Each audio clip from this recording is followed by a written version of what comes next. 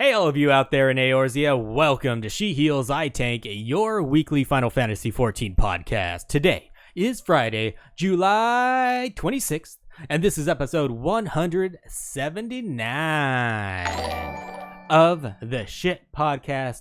And that sound right there was a Twitch Prime sub from OG Snuggles. Thank you so much for that. OG Snuggles, I like it. I'm your host. Not as cool as OG Snuggles, but I'm your host, Vegan Pete, and always by my side is the wonderful, the lovely, the pink-haired, the forgiven Avi Ale. Why am I the forgiven? Just kind of like a theme of this expansion, Avi. I know, but why was that my sin? I needed to be forgiven. There's no sin. There's a very important character in this expansion that is just named the Forgiven. Well, no, and had no vice before it. The names are about their sin. They're all forgiven. It's about the sin that they're forgiven. But not all of them have a sin, if you remember. We'll get to that in a bit. As I'm alluding to, we are going to be talking about all the Shadowbringers spoilers tonight. Actually, not about all of them. I'm guessing we're going to about get to the first dungeon tonight. Avi and I had quite the battle of how fast and how much information we're going to be giving as we do our recap and review tonight. He leaves out so much stuff. I did my best to add it all in, but I didn't have a lot of time, guys. I think it's going to be a good time, though. And it is good. It is great. It's amazing to see everyone here at twitch.tv/SheHealsITank. After we took off a week for Comic-Con, Avi. Yes. Did you get a nice vacation from the podcast? No, I did not get a vacation at all. I've been going nonstop with school and stuff. But during Comic-Con, we actually went to a couple podcast panels and stuff, too. We got to learn about other podcasters, which was really cool. And that was a fun, experience for us. The one takeaway I got from those panels is I should get drunker on all the podcasts. No, that's that not. We do. No, that's not. They were like, that was a pretty good one, Pete. Yes. If you want your wife to stop podcasting with you, that's what you should do. Why don't you double up on that? See what happens. Maybe you'll double your viewers as you double the drunkenness. You durble your viewers. I don't know about durbling our viewers, but we had quite a few subs from you guys. Even though we were off for a week, you still showed your love, still showed your support. So I want to give some big thanks to... Oh, I forgot. I wanted these to be in order by how long they've subbed, and I forgot about that. Oh, you fucked up. No. But big thank yous to Chance M5, first time sub, Briga72 for 2 months, KKMacleod 15 months, Michael 9560 for 7 months, Futon44 9 months, Fail Sky for 6 months, Jessa for 5 months, King of Nokos, another first time sub, Psyche Games, aka Pisky Games, 9 months, and Bees, first time sub, and I love that name. Kaizaken, first time sub, Oakenhops, 18 months. Erilyn, first time sub, the real hot chili pepper, probably going to be our first 2-year subscriber. He's at 23 months. Patrick Man X from Chile, 6 months. Vic X Ulf. Wait, Patrick Man X is not from Chile. Yes, he is. He's from Moogle Go Round. No, you are wrong. From Chile. I was thinking, yeah. Vic X Ulf for 6 months. Scod Matrix for 2 months. Wabberjacks, first time sub, Oni Karudi Drill, aka Edge, 5 months, and rounding out the list for the last 2 weeks, Rouse64 for 4 months. And I hit my glass, so you got your big clink. That's your first of many for tonight, Avi. But I want people to know, if you're unable to sub, the best way to help out the show is to simply tell a friend about the show. When someone asks in your FC... they ask a question that we've gone over in the Greenleaf Minute before, you should say, hey, have I got the podcast for you? They help out new players, and they help out old players that might just have a question that we've gone over before. And you tell them to check out the She Heals, I Tank podcast. That'd be an amazing way to let people know and show your support for the Shit Podcast. And a lot of you have been wondering when the hell we're going to be discussing spoilers, and we're pleased to say that today is the day we're going to be discussing the Shadowbringers MSQ spoilers. We're going to be recapping and discussing it mostly chronologically, it's a word I don't use often, during our discussion part of the show. But we want to hear from you, the listeners. We want to know what your favorite part was, regardless of how soon or late in the MSQ it is. We'll be taking your calls on that early in the show, right after the Greenleaf Minute.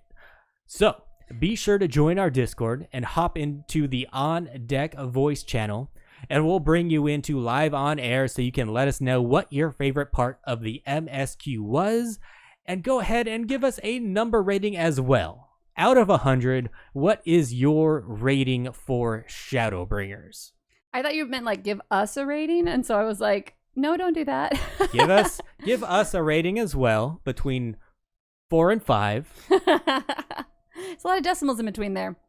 I also do want to say thank you so much, 3. Firefly Pendant, for subscribing at tier 2, and you've now subscribed for 4 months in a row. Super appreciate that. And we got a new follow from Dreadnought, who says that they came here because one of their FC members told them to check it out. Another tier 2 sub. I think that's only our second one. That's pretty cool. Thank you so much for that. So, think about what you want to call in and tell us what your favorite segment is. But until that, we have everyone's favorite segment, Greenleaf Minute. It's the Greenleaf Minute, and we're less than a week away from the release of Eden Savage, Avi. So I think now would be a good time to go over some tips for Savage raiding. Wow, that's not very Greenleafy, but okay. So if you're like Greenleaf to Savage, you may have started this game knowing that Shadowbringers was on the horizon like months before it was released. Right. And you might have leveled up but never got into Savage raiding. So this is for you millions of people. Millions of listeners. I know. In my opinion, the most enjoyable way to attempt Savage is with a static. Like the name suggests, a static is a group of people that doesn't change. And I prefer this because hopefully everyone in it shares the same goals and are trying to get it done at the same pace. It's also easier to give constructive criticism to people you play regularly with. When you're with new people all the time, you never know how someone's going to react to you giving them a suggestion on how to do something. They might overreact.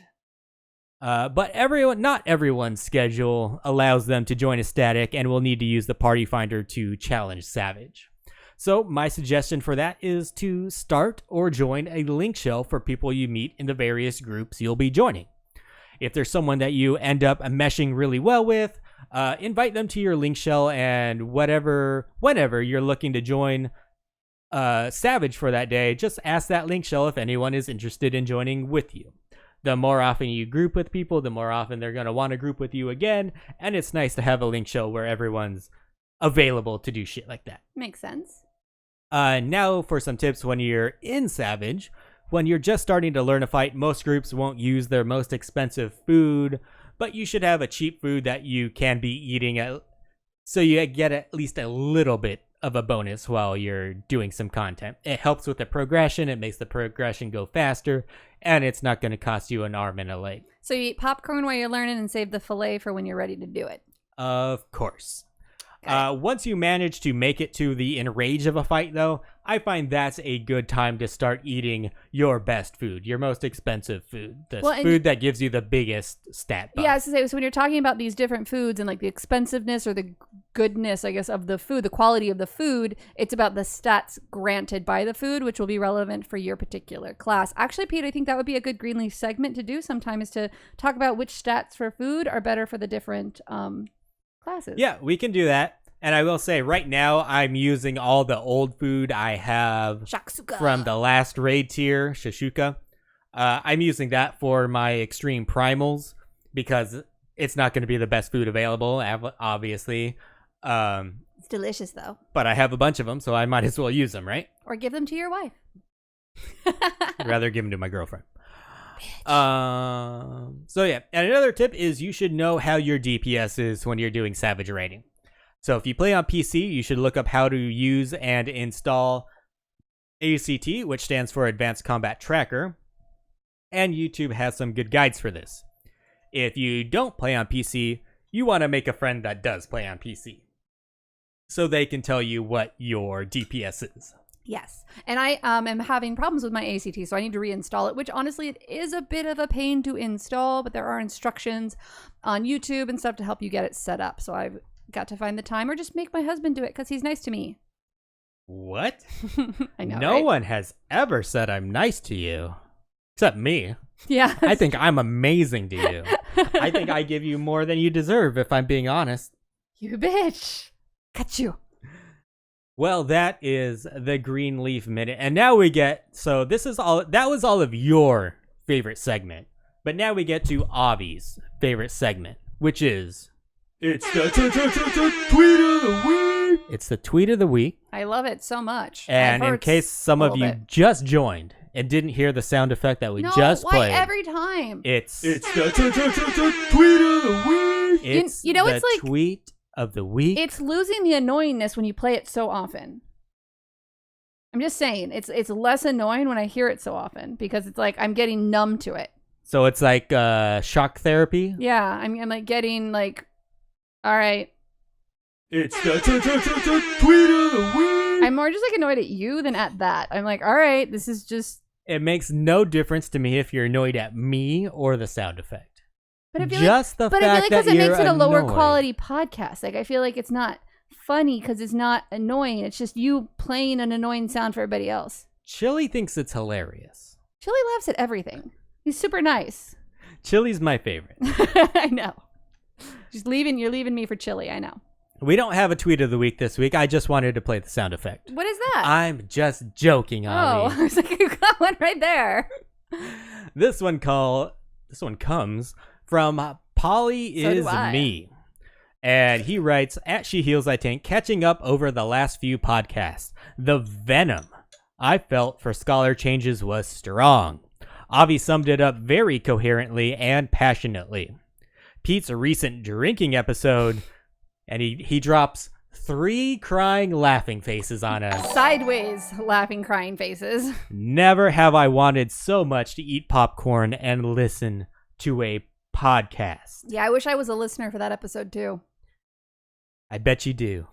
You know you can download it. You could actually listen to the podcast. I don't need to. You can critique yourself. No. You can use it as a challenge to get better. I don't give a fuck. I meant it like not a host, just a listener. Oh, I know how you meant it. Oh, okay. And I'm just saying. Little self-help. Thank you for that sub. I don't know how to say your name. It looks like Himakima Herbs? Himakima Herbs. You nailed it, Avi. Now it's time. No, it's not. You said after the Greenleaf segment, we're going to take callers. We have one person on deck to talk about their favorite part of the expansion. We do have a caller. Who do we have, Avi? We have Alice. I'm going to pull Alice in. Hey, hello, Alice. How are you doing tonight? And what would you say is your favorite part of the expansion? Well, it's spoiler show, so I can actually talk about spoilers, right? I'm not going to get in. Yeah, so anybody here live on Twitch, remember this is a spoiler cast, so she's about to drop. If anyone gets mad at you, I will cut them. So there's spoilers. All right. My favorite part, like by far, was Amarant. Like I don't feel like it's even close for me. Mm-hmm. I, along with half of Twitter right now, am hopelessly crushing on Emmett Selk. Yes. Which I think is worth. A lot of thirsty people. Yeah, it's all either Emmett Selk or Crystal Exarch thirst right now. Yes. But no, Amarant was fantastic, and like learning more about the Warrior of Light as a character and like their origin, and learning more about this idea of basically learning where the Ascians came from and why they do what they do, instead of just being this like generic evil hooded figure bad guys that we've had for 6 years. That was actually always what I hated about the Ascians. Like they were just bad. It only took 6 years to get there. To get some, they humanized them a bit, but in a way that didn't weaken their story, which was wonderful.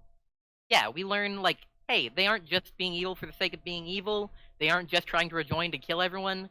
They are trying to restore what was there. So like the Amarant city and like learning about creation magic and the way that this society worked and like this utopia, and then the Amarant dungeon especially was fantastic. Oh, the music in there. Oh, so they're basically like humans, No, they're more than humans. And we're like the animals. Oh, and how we I treat see. animals. Yeah, I guess. Yeah, their lives don't mean as much as their lives, obviously. Well, what I really liked actually about them humanizing them is that I think the best villains actually think that they're the heroes. And so they think that what they're doing is right, and they think that what they're doing is what needs to happen for the greater good. And they view you almost as the villain because they're the hero of their story. Well, no one thinks they're the villain. Well, Asians kind of seem that way. Sorry. Okay, go ahead. Sorry. The interesting thing to me is, like, rather than, like, the comparison between the animals, we are literally definitionally lesser beings than them. Mm-hmm. The Warrior Light is about, a little over half of what would be a person to an Asian. So we're slightly more. The majority of people are nowhere close. Yeah. I mean, how do you quantify that? Well, I guess because Pete's saying, like, a lot of people don't feel like, some people believe, some people don't, that animals have souls or animals don't. So I guess it kind of goes to, the belief of the soul or the size of the soul or, since that's essentially what really differentiates us from the Asians is the fact that we have partial souls. Yeah, it's really interesting to me. And, like, I really want to learn more about Amarot and about the Asians. And so I really hope that, if in future expansions we do end up going to other shards, we can learn more about what they were like as people. Mm-hmm. I actually fully expect a bunch of like fan fiction about. Oh. Yeah, there's gonna be a lot because it's just it makes everyone kind of think and like wonder what's going on, and so I feel like it's definitely something we can look forward to people doing. Yeah, that was absolutely my favorite part. Every expansion to just be another shard, another world. I mean, eventually they're gonna have us actually, deal with Garlemald or Thavnair, and there's a lot of places even on the source that we haven't been to yet. It's very true. Think we're gonna. I don't know. Have y'all done the? If you do all of the role quests, like all 4 quest lines, have not yet. Okay. There's some pretty interesting lore there that gives us some ideas about where we might be going in the future. Oh, cool. Yeah, I haven't had time to level all the characters all the classes required for it to 80 because, again, if you listen, I'm trying to finish up my degree. So yeah. I will. I haven't gotten everyone up there either, but I did end up listening to some people talking about it and watched some of the cutscenes. I have Paladin and White Mage currently at 80, and then Bards at 77. Oh, you're almost there. See, I won't spoil myself with it. I actually want to get there on my own and watch it all together and experience it with my character. So I'm just I've only done the tank one so far, and I've gone partway through the melee DPS one. We know you're bitter about it. You didn't like it.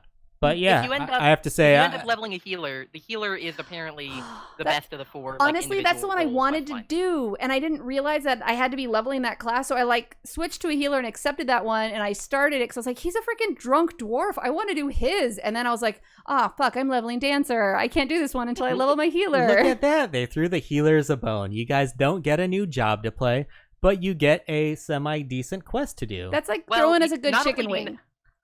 Not only do you not get a new job to play, they remove 2 of the jobs to play, basically. Basically. But no, that's pretty much all I wanted to say. Thank you so much. Really appreciate you calling in. Thank you so much, and have a good night. Looks like we've got a first-time caller on deck. We have Chili. Hey, Chili. Chili, are you there? This is the first time I've heard of you guys at She Heals. First-time caller, Chili. It's nice to meet you. Did you just started playing the game, I take it? You're brand new. Haven't even gotten to Shadowbringers yet. I was told how cool Shadowbringers was, so I bought skip potions so I could go play it with my friends. Right on, man. Right. That's the best way to experience the game. WoW refugee Chili, what was your favorite part of Shadowbringers? We all know that I was a Guild Wars refugee. I was a big fan of the Star Wars, and then I went to Guild Wars, and I thought, I'm going to that Final Fantasies. I don't blame you. You gotta find your people. Yeah. Well, yeah, you say people, but yeah, that's one of my favorite parts, the dwarfs. Of course. And I really enjoyed it should be known that you are on screen right now dressed as a dwarf. Well, he is a dwarf, but he's wearing the dwarf armor. Yeah. A lolly ho to you, Chili. What did you love about the dwarfs? Wait, that was not a good lolly ho. I'm sorry. Lolly ho! All right, now you. Lolly ho! Chili, you sound exactly like I pictured them. That was perfect. Little known fact: Koji Fox modeled the dwarfs after Chili. Of course. That is canon. All right, Chili, go ahead. What did you love about them? I don't know. I just loved the whole interaction between the two dwarven factions. I found that funny where they're fighting each other just because they have different types of The beards. beards, yes. Yeah. Oh, yours is all fluffy and short, and yours is dirty and. Yeah, mine is cleaner than your beard. Yours is unkept. Yours I is love barely that. a beard. I actually had to like pause, and like when there was the moment where the two of them were arguing, and I had to stop and like look at their beards. I'm like, are they different? Are they even? Oh, they're a little different. Okay, like because I didn't even see it. I was like, they're the same color. Oh, one's slightly whiter than the other and a little more curly. Cool. Yeah. Which Though I love. was hoping that we're able to dye our beards Mhm. because you cannot dye the beards. You can only dye the armor, which makes me sad. So Oh. I'm hoping that we'll get dyeable beard armor in the Beast Tribes. Oh yeah, that would be great. Yeah, I'm not holding my breath for that. Did I I'm get Santa not- beard? Dies horribly. Yeah. Yeah. Was so Uh, neither Pete nor I play Lalafels. So we weren't able to go into the dwarven houses. Was there anything in the dwarven houses that you found like really fun that you want to share? Well, it's a little bit weird. There's always a little kitchen Okay. where there's like a couple of dwarves sat around the table and someone cutting meat cooking, and they're like having a little discussion. They like to eat. And then there's the other room, which is for some reason a bench facing the window, Okay. Like you do. and not a sofa, but just a bench from outside, just indoors for some reason. Because they didn't want to make tiny sofas. And then upstairs is in one of them there's a dwarf reading books with like a pile of books everywhere. And are all the but houses the what's- same? There's only 2 houses. Oh, okay. Are you telling me there wasn't a single fucking dwarf orgy in one of those houses? There's only 2 houses. Those are the ones No, you can't but see. there was beds, and I want those beds because they're dwarven-sized beds, and all the beds in Disappointing, the Square game are too Enix. big. That's no very orgy? true. There should be Lalafell-sized beds. Yeah, So you could have all like the a beds 7 are dwarves. too big, like- so. Yeah, that's very true, actually. I fully support having little tiny Lalafell beds. Well, they've already got them in the game now, so they just have to release them. Yeah, maybe So- that'll be a Beast Tribe thing, is the housing items from the Dwarven area. I think Yeah. that would make lore sense as well. So, but yeah, I really did enjoy the dwarf quest. And by the way, the white mage quest will hit you with the feels. Oh, I know. Even the range, or I guess the DPS, because it's all just DPS. That one hit me with the feels. At least Yeah, me. this was Yeah. All right, Chili, I think on your last call, you gave the game a rating. I think you either went with 90 or 85. Do you 85. remember?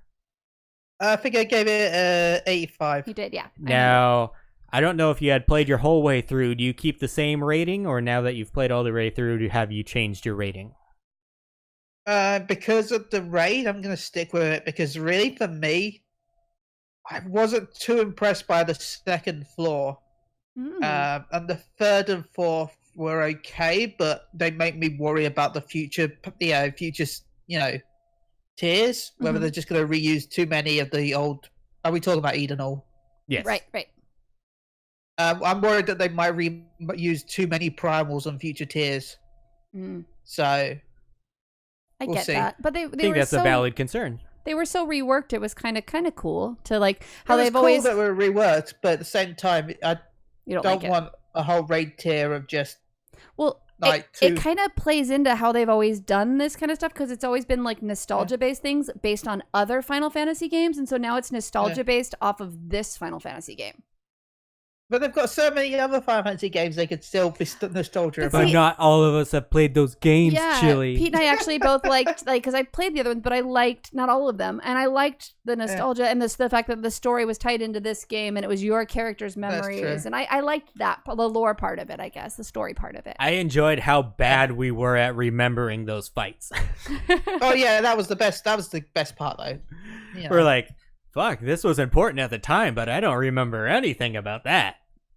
Really? Like the Leviathan. No, I'm everyone saying was that's what really our confused. character was doing. Oh yeah, they Miss Plays just said you don't remember Titan's car. I don't think it was quite I a remember. car. I feel like that was like a tractor.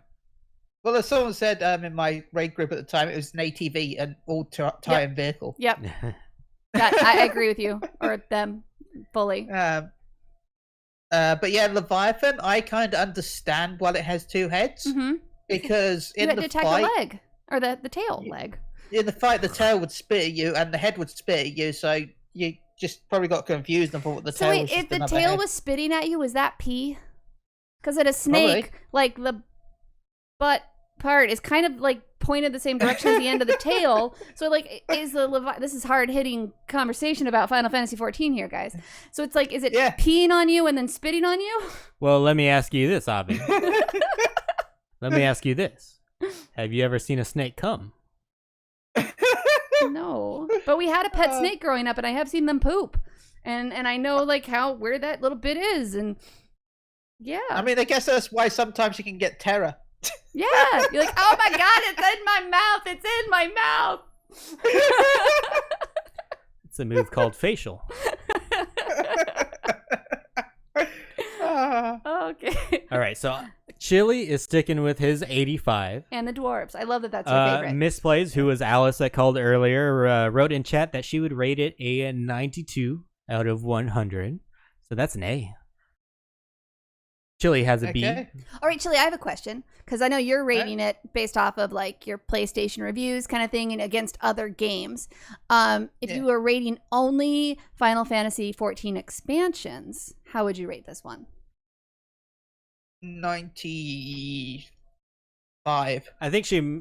No, that's what he got him at. But it's obviously the best expansion that... But I know, like, I was curious how he would rate it based off of that. Yeah, 95 I'd give it because... How would you rate the other expansions? I want you to grade them all because I know you're good at this. I'll grade them all like a... A Realm Reborn. Wait, a Realm Reborn, 82. Okay. Heaven's Ward. 91. All right. Stormblood. 87. Fair enough. I like that. Yeah, I feel that's fair. Yeah, I feel like it's really fair. Okay. Anything else you want to add before we start going into news and notes from around the realm? You son of a bitch. Make sure you download every episode of Shields and Tank. Go check them out. ShieldsTank.com. Also go check out Twitch.tv. Subscribe. He cut himself off. It wasn't us. Chili cut himself off. But I do want to say Chili is a host of Moogle Go Round Radio. And they are doing a little giveaway right now. They're trying to get to 150 followers on Twitch. So if you go to twitch.tv/Moogle Go Round Radio and follow them, you will be in the running to get a Namazu plush. Ooh, those are super cute. So be sure to go and do that. And if someone, if KK, if you could link that in chat, or Susan got it before you, thank you so much. So you guys can follow them. He's a big sweetheart, and they are awesome. All right, so we already did. It's the tweet of the week. We already did that, I think, right? Or do I need to play it? I forgot. What did we do? We already did that. But we need to get into news and notes from around the realm. And honestly, I thought a lot of you guys were going to call in to say what your favorite part of Shadowbringers was. So we will take your calls at the end of the news and notes from around the realm as well. Are you like pandering now? You're like, please, no, please, please. I am definitely not pandering. I'm saying, you fuckers, I thought you were going to call. He's very disappointed in you. Many of you asked, when are you going to do spoilers? I want to talk about it. Well, now's your chance to come and talk about it. So we will take your calls at the end of news and notes from around the realm. But before we get to that, Avi, I kind of forgot about what we're doing. I've gotten so tired of answering all the lore questions correctly that I've come up with my own bit for a lore, or to help people learn some lore. Oh, okay. We'll get to it eventually. Yeah. So this is skipping ahead to talk about some lore stuff. I just want you guys to know, we're trying out a new segment a little bit later. At some point tonight, you're going to hear this sound effect. That's the Fate sound effect. And when you hear that Fate sound effect, I want 2 people to join in on Discord. And if no one joins in on Discord, if you guys let me down, like I commented would likely happen, then no one will win the Fantasia that we're giving away. Oh. So this is a trivia game. Okay, a lore trivia game. That you will be playing against another listener. Pete, are you doing this because you finally wanted to be the one to ask the questions? No, I'm so... Are you bitter? I'm so bored. I think you're bitter. At answering all the questions correctly. I think you just want to act like you know something. I had to come up with my own bit. Okay. You 'cause I was because he's bored. spending money for this. He bought the Fantasia Spent $10 for a Fantasia for you guys. so that he can be the one to ask questions and act like he knows the answers. So not now, but when you hear that sound effect, I need 2 people to hop into And the on deck. first two will be the ones to participate in the lore competition. And these are questions made by me. I didn't ask this dullard over here to help. And they're all based on Shadowbringers, right? The ones I picked today are. There. I won't say they will be. If this bid is successful, might not be. If you guys don't call, it gets rolled over to the next one, maybe. Or I just use the Fantasia on my own. I don't know. I haven't decided yet. If you guys don't call in, I could roll it over and I could give the next person like 2. Or I could just use it for myself. You won't. You just use it for myself. I don't want to give them any incentive not to call in. You won't. All right, Pete. So how about those news and notes from around the realm? News and notes from around the realm. The next live letter from the producer has been announced Wednesday, August 7th at the fucking amazing time of 4 a.m. Pacific Standard. Daylight Savings Time. Hmm? This is what PDT stands for. Ah. You'll be able to watch it on Twitch, YouTube, and Nico. During the live letter, Yoshi-P will be answering selected questions from the official forums about Shadowbringers. Ooh. We will link to the questions thread on the official forums in the show notes. There was a dev blog post in that thread asking that you hold off on your job skill questions because there are adjustments coming in patch 5.05. They're like, we know, we're sorry, we're trying. You'll still be upset, but we're trying. So let us at least try before you bitch. So, scholars, calm your titties. My titties are really upset. I love your titties when they're upset. What? They're puffy. You don't. No. Next. No response. Warrant. Yeah. No. Crickets, baby. Yeah. All right. You want to read the next one? You just want Sure. me to do more sound effects? I haven't been reading much this episode. So the last piece of news for this week is that the incel keyboard warriors have struck again with the DDoS attacks last night. Nothing to say but fuck you. Yeah. Good read, Avi. I'm leaving it at that. I don't want to say the rest of this. Do you know what incel means? I wrote this. I want to know if you know what I don't. incel means. Incel means involuntary celibate. Huh. They usually describe themselves as nice guys. So wait, you dubbed them the incel keyboard warriors. Yes. Ah, okay, No, okay. Square Enix did not release. Well, no, when I read it, I didn't know what it meant, and I thought it was a group or something of like people who did the DDoS attacks. I'm like, oh, they know who it is, and I was like, oh. I do wish Even that Ian's like, I knew Pete wrote this. I do wish that Square Enix came out saying, bunch of incels fucking DDoS'd us. Yeah. Motherfuckers. It's stupid. It honestly, it doesn't take a lot of people to do it. It takes one person. So, not a lot of news this week, but that's good because we got a lot to talk about in the MSQ. Yeah. But before we got to that, apparently you guys keep wanting to challenge me, even though I get them right all the time. Pete, my camera has frozen. It's a very awkward position too. I apologize to I like the way you look, Avi. no. At the best possible. Yeah, you guys, I look like it's not a flattering frozen face. There we go. We're back. All right. What were you gonna say, Pete? I'm saying you can ask me a question. I'm probably gonna get it right, but you go ahead, do whatever the fuck you want. All right. So this, by the way, actually, I do want to share that. So we had some people ask in Discord if we would share all of the lore questions that we've asked. And I did actually make the Google Drive document public, and it's been pinned in the Greenleaf Minute channel or the Greenleaf Gaming, whatever it's called, in Discord. So if you do want to see them, that link is available in our Discord. And you can see exactly which ones Pete has gotten right. And if you want to know how honorable of a person I am, I did not click that link. Because I didn't know if you had future questions on there or I not. actually did wonder if you had. And so, but this will also help you see, like what questions haven't been asked if you want to submit some more questions, because we definitely need more questions. I love you guys, and I love having like a few extras to choose from. And this week's question comes from Dango on Discord. And I kind of tweaked the question a little bit, which they said you can do however you want, because it felt like it was a little bit intimidating for Pete. So I didn't want to do too much. Wow. I know. Wow. It was a lot. Who submitted this question? Dango. Dango? Isn't that a type of... Well, Dango thinks more of you than I do.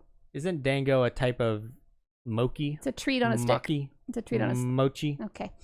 In the events leading up to the 6th Umbral Calamity, there were... I think I win just for knowing it was a sweet treat. Sure, Pete. There were 3 prominent city-states that specialized in particular magics. So what you're going to do is you're going to match the 3 magic specialties to the corresponding city-state. The city-states are Amdapor, now known as Amdapor Keep, Mok, now known as Weeping City, Nim, now known as Wanderer's Palace. The 3 magics you need to match with them are white magic, black magic, and shield magic. All right, Dango. I'm going to fucking eat you up. Well, no. You want me to read how Dango actually asked this question afterwards? No. All right, Nim, Wanderer's Palace. I associate with scholars. Okay. Scholars, I associate with shield magic. Good boy. So I'm going to go shield magic with Nim, Wanderer's Palace. Okay. Now, Amdapor Keep and Mok. I do not know.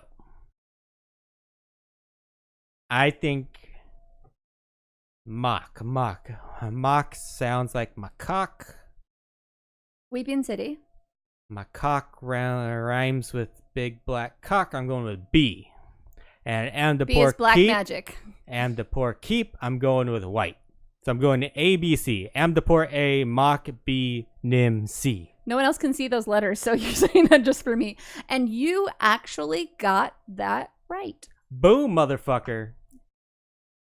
So Undefeated big black magic DPS. I do want to share the original question, because I was like, that's a lot to try to do over the podcast. So it was, in the events leading up to the 6th Umbral Calamity, there were 3 prominent city-states that specialize in particular magics. 1, name the 3 magic specialties. You'll get 3 marks for that. 2, match the magic to the corresponding city-state. 3 marks. Didn't give you any of the choices, which I knew you wouldn't be able to do without them. Duh. So I made it a matching question for you. So you had a chance to get it right. And I nailed it. With the big black magic deeps. Did it. Proud of you. So proud. All right. All right. So now it's time. You heard that noise. So, Pete, you totally should have done that before we asked the question, so we had time in case no one shows up. It's the first time we've done the bit. Okay. I told you before the podcast. So, we got one person. All right, we got one person on deck. So we need one more. One person on deck.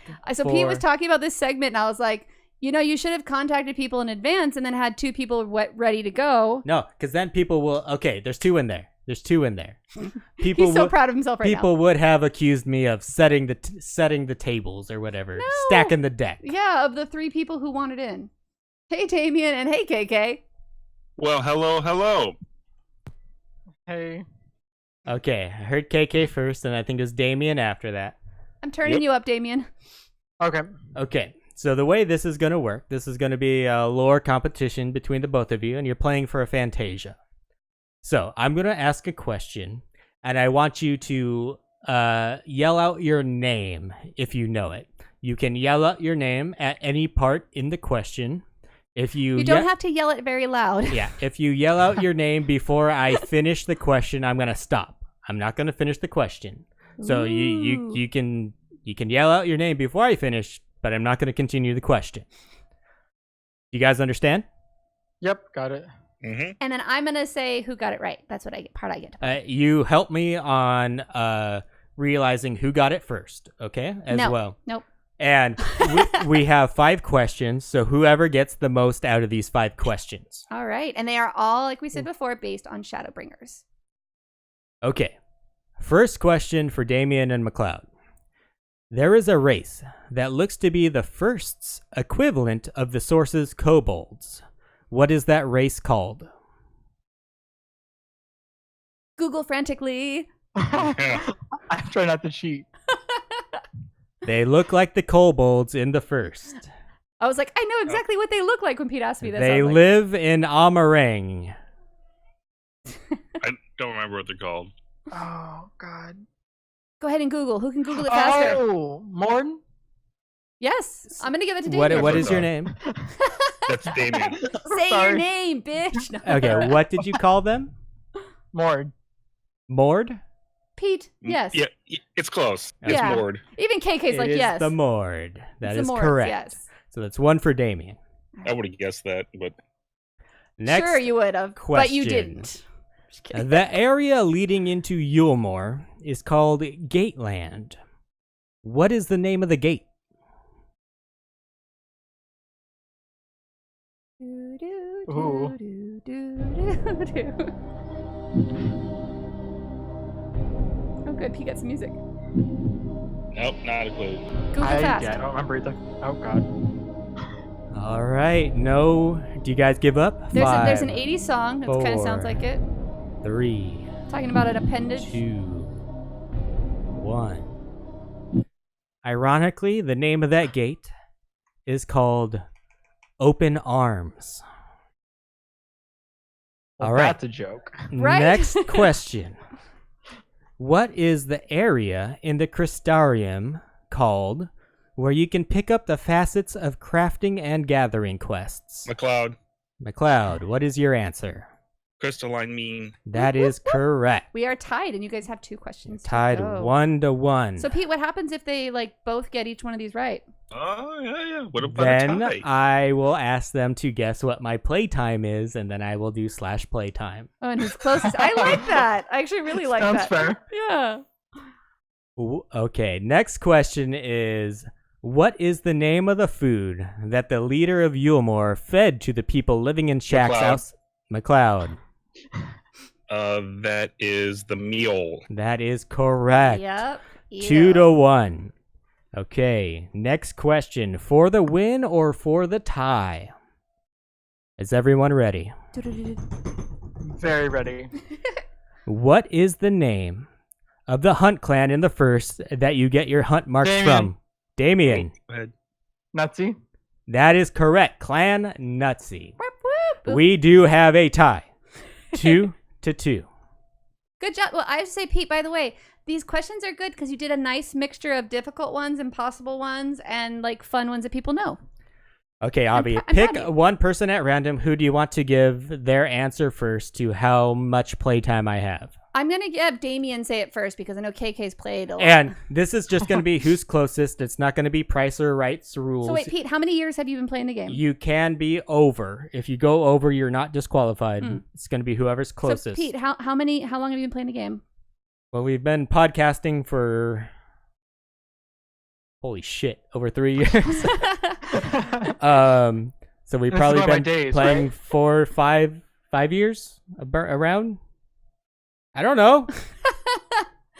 Oh, that's not helpful. FFXIV. When was when was PlayStation 4? I don't think released? they don't need to know. You don't need. I feel like that was helpful. I started playing around 2.2, 2.3, something like that. All right. I guess 5 years does work. Okay. All right, Damien, what is your guess on my playtime? Is it gonna be in days, like the actual /playtime? Let me see what it says. Yes, it is in days, hours, and minutes. Okay. Oh God.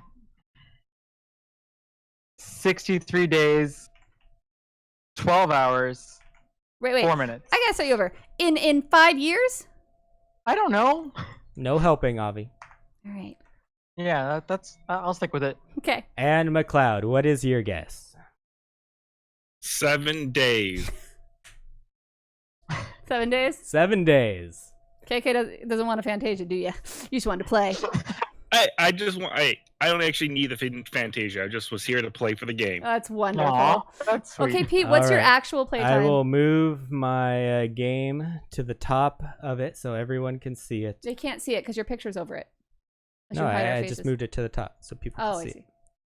My playtime is at 259 days. Oh my God. Chili actually guessed 250. 12 hours and 23 minutes. Now you got me curious. Or should we save mine? No, I want to know We'll mine. save yours for another tiebreaker question. I want to see what mine is. Oh, yeah, you got me beat. That's my hint. He's got me beat. That's crazy. That's because of crafting. So, Damien, you are the winner. I do want to say, though, Pete is not one of those people that walks away and leaves his character AFK. Like, when he's logged in, he's playing. That's legit. That's, like, legit playtime. I've got no life. So, Damien, send Pete a tell on Discord, if you don't mind. That way you can get your in-game name and everything so we can make sure to get that Fantasia to you. Or Definitely. Damien, are you on Twitch right now? Yes. Yeah, I'm Firefly Pendant. Okay, send me a tell on that. Okay. On Twitch instead. Okay. All right. Thank you guys so much. You are wonderful. Thanks, guys. It was fun. Thank you, guys. And if you guys like that segment, give us a little feedback on that. Don't know if people enjoyed that or not. I enjoyed it, so I think people did. So, All right, Avi. It's been about a month since the release of early access release of Shadowbringers. About time we talk about the MSQ. Mhm. Time for spoilers. We're going to be recapping and discussing the MSQ. Originally, I was estimating we'd probably get to the Ratika Greatwood, but I don't think we're going to get that far tonight. yeah. We're probably going to get to the first dungeon. We're definitely going to get to the first dungeon. That's what we wrote it up to. So I think you're probably safe if you've done the MSQ through the first dungeon. But we've already taken people's calls on past that as well. So Well, and it so was, you're already screwed. honestly, though, the spoilers from that section was more about character development than it was actually like plot spoilers. Mhm. Like, I like that the Asians are more humanized. Like, we get some background story on them. We didn't actually say really what that was, but that what they think what they're doing is like the right thing for Oh, them yeah. to do. We'll definitely be expanding more on that when we Oh, get it to was it. so good. But since we didn't have that many calls today, we'll take your calls at the end of this segment as well. I Pete- want to know what people's favorite moments were. I know you do, sweetheart, but it's not like the podcast is going short. We don't need to like I push know, for time, and I'm doing the Greenleaf But Gaming segment I want afterwards. to know. And I don't want to stay up late because I have class tomorrow. I want to know how many people agree with me. I love you. Gosh. Shush, no one. So we All right. pick up on Shadowbringers, still on a world that we know, the source. All right, so that's where we start. We're starting where we left off. We're on the source. Our But homeworld. our home world. But we're really only going to be here for like a cup of coffee. So after a short talk with Tataru, we head over to the Crystal Tower. Basically our mom. Yeah, some people like her, some people don't. I guess mom is right. We head over to the Crystal Tower to see if any progress has been made in regards to finding the beacon. The beacon or the bacon? I like bacon. Would you go looking for bacon? I go looking for bacon. Vegan bacon or real bacon? Vegan bacon, Yeah, faking see, that's, bacon. That's not bacon. So when we find ourselves at the base of the Crystal Tower, we then run into our good friends Biggs and Wedge. How'd you feel about this a little bit? I love seeing Biggs and Wedge. I love Biggs and Wedge. I will have to say, though, once we got some voice acting and I heard what Biggs sounded like, Yes. I'm not going to say his voice was bad, because how the fuck would I know? My voice probably sounds fucking horrible. But it's not the voice I was expecting. Oh shit, cat's stepping on the laptop. Wrong computer. I love you. So he's not how I expected him. Like I said, I'm not saying that's good or bad, just not what I expected. He's got a voice that I did not associate with his stature. I have to his agree build. with that. All right, since we just got started, I see that the very opinionated Oakenhops has joined on deck. Opinionated who? Yeah, Oakenhop's a very opinionated person. Hey, Oak. From Portland, we have Oakenhops. How are you doing tonight, Oak? Remember us. Remember that we lived. That line is the best dialogue in the entire expansion. Really? So that line from Emmett Selk, or I don't know if he was Hades at that time or not. Was it Hades at that time?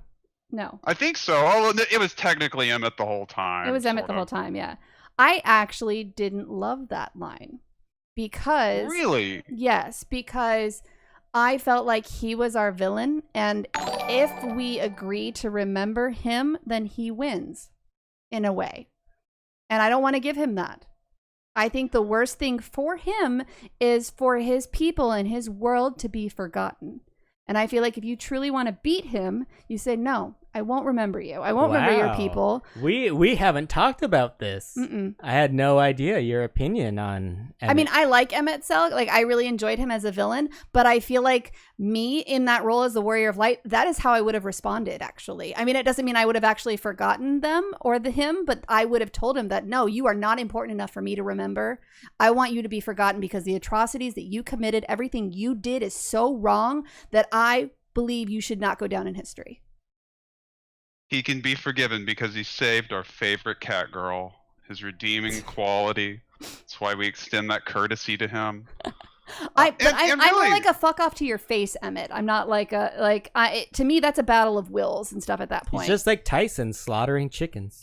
What? I mean, it makes sense what he did. What he did. I mean, yeah. you watch thousands of years of mortals squabbling amongst themselves, like 4chan and Reddit posters, knowing that they'll eventually just destroy the fabric of the universe, and you're done with it. You're Yeah. just gonna be done with it at some point. He's checked out, and I don't blame him, but it doesn't mean that like, nah, bitch, I won. Okay, so that was your favorite line.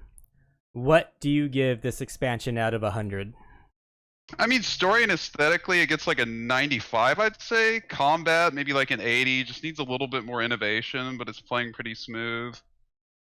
All right, I do have concerns going down the road, though, about where the plot's headed. I mean, Xenos is probably one of the most hollow and unfortunate villains out there, so maybe the Fail Son can do something interesting, but I don't have my hopes up. Seems like a lot of people are really excited about Xenos coming back. You share the opposite opinion. I'm not excited either. I actually agree with you on No, this one. Oak. he's a boring villain. He's very, very dull. His drive is not interesting. His drive is the fact that he's so not human that all he cares about is the hunt. Like there's nothing intriguing about that.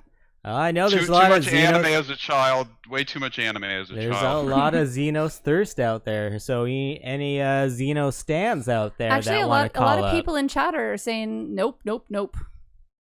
Can we please get rid of Xenos? Xenos is a shitty villain. Xenos is a psycho. Fuck Xenos. Wow, strong opinions Yeah. about Xenos. A lot of hate on Xenos, which I agree. Like, especially after the incredible villain we had in Emmett Selk. Like, he's the best villain we've had, hands down. All right, I guess the big question is anyone going to be brave enough to call in and defend Xenos? Probably not. Or do we just bow to the Great Serpent? Scream. Yes. Yeah, I agree with Great that. Serpent I'm Pete's gonna go like, I worship told the you. Great Serpent. of Bye. Ronka. Pete's trying so hard. He's like, please call. All right, so how do you average that? How do you weight it? You gave a 95 and an 80, so what's your overall score of just 5.0? Not looking for... Oh, he's gone. He's gone. He already gave, yeah, sorry. I wanted the average score. You can't give a You're- 95 and an 80 different things. I want to know how you weight them. Pete, you add them together and divide it by 2. I don't know how he weighted them. That is how you find the average. All right. He gave it a 55. I do like OG 'cause I Snuggles. don't know math. OG Snuggles, in regards to villain, says he's a horrible villain, but he's thick. Thick boy. All right, Pete. So let's continue with the story. So then we kind of stumble upon the beacon, like we do, because we're the Warrior of Light. We find shit. There was no investigative was like, process to this. Oh, something shiny. It was I'll just pick like, it up. We picked it up, and holy shit. That's the thing. That was the thing we needed. We didn't even have to say holy shit. We just got hit with the call. Yeah. I was like, oh, you picked up the phone. Hey, bitch. I'm like, yeah, it just started. We just went with it. All right, so then we hear a voice from the call, and before we know it, we're flying through the void. Pete, didn't you have like screenshots or something you wanted to share doing all this? Oh, not to share, no. Oh, no, you had screenshots. Okay.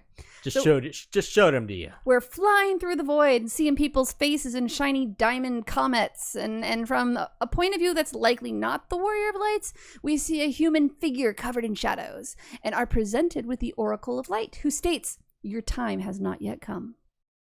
We eventually realize that it's Ardbert, the Warrior of Darkness that we had in those shadows, who we did battle with back on the source. Then we wake up on the 1st. And in this waking up scene, it kind of reminded me of Jack from Lost. I don't know if anyone else are Lost fans out there, but it kind of reminded me of him waking up in the forest for the first time. How? With like the shoots of bamboo or whatever type of jungle Foliage. fauna Foliage. it is. Really reminded me of that a lot, actually. And I just thought my character looked really pretty. we later find out that this area is called Lakeland, and we start to walk around for a bit and come to a traveling merchant, a peddler, who is reminiscent of the old man in the wagon or the boat, depending on where you started from in A Realm Reborn. And it's through him that we receive the knowledge that the First is currently in a state of eternal light. In the trailer, we were teased when we heard him say that they hadn't had a dark night here in 100 years. And I had speculated that he was talking to us as we were a dark knight in the trailer.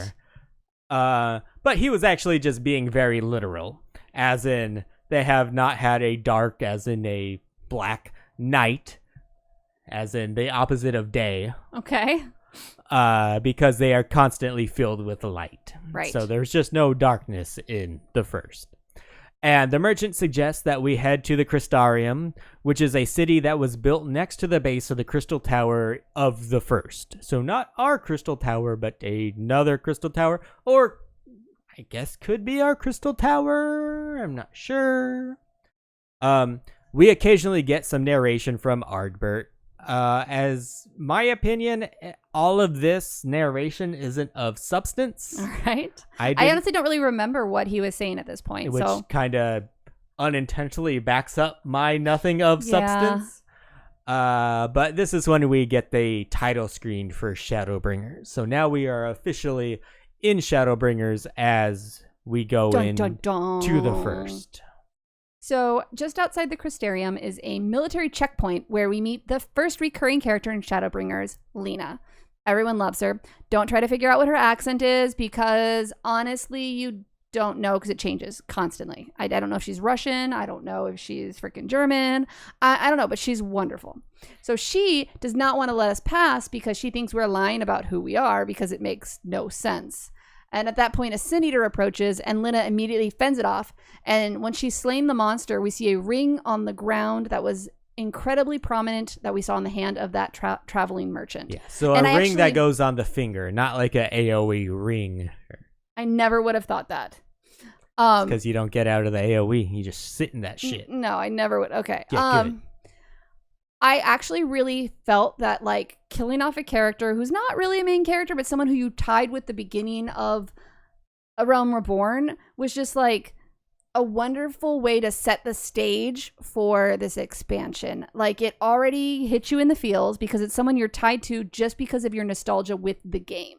And I thought it was great. I was really sad. I was super, like, oh my god, I can't believe they just killed him again.